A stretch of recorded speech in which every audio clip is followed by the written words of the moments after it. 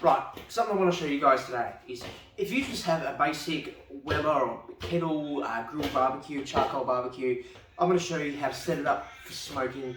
That way you can use it to put the lid on and smoke meat.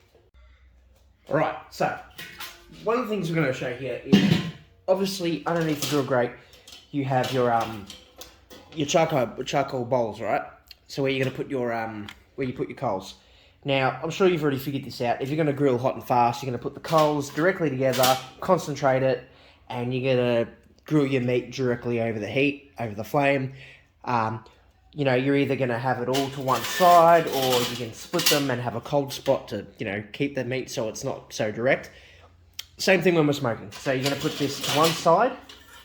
Depending on the size of your meat, you can fill just one charcoal basket. That way you have all this area of indirect cooking. Or if it's a smaller bit of meat, like say you've got some ribs and you've got a rib rack that you can place in the middle, you can put a small amount of coals in each side, that way the heat circulates. And you're just going to put a small amount of coals in them, put a little bit of wood. I'd say because of the small amount of coals, you probably wouldn't use big chunks, you probably use wood chips.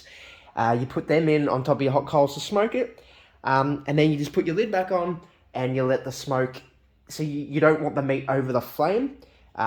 You want to have the meat away, so I tend to take one basket out, I just leave one basket in, a little bit of coal, add a little bit of wood chips, and my meat, if it's a smaller cut or some ribs, I have sitting over this side.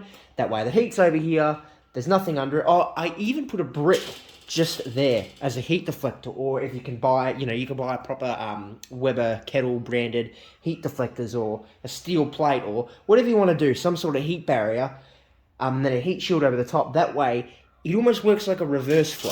So that way the smoke and the heat comes around the wall, but you're not getting that intense heat. Because the thing in a grill this size, it's quite a small Kettle barbecue, is even if you have the meat placed all the way over here, you're probably going to feel the meat's going to cop the heat because coals are so damn hot. So you probably want to use some sort of heat deflector, even if you just grab a couple of, tradies bricks and place them there around it as a heat deflector, that can work. Like I said, I mean, obviously if you want to get a proper dedicated smoker, it would work a lot better. Or even if you have one of the larger, those pretty big Kettle barbecues. But really, depending on the cut of meat, or how fussy you are, if you just want to give it a try and get used to adding wood to coal to get a nice thin blue smoke, then nothing wrong with messing around on just your basic cheap Kettle barbecue.